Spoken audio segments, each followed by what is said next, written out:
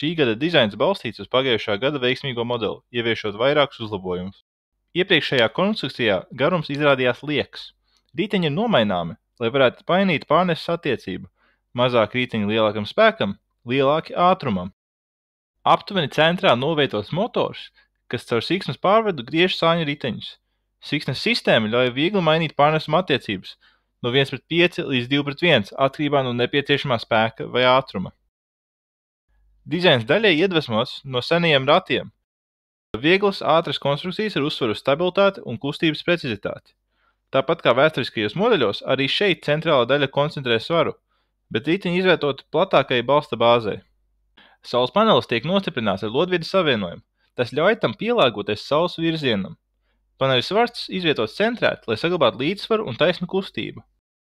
Mēs esam lepni par mūsu izveidoto dizainu un esam gatavi doties uz startu. Tiekamies saules kausā!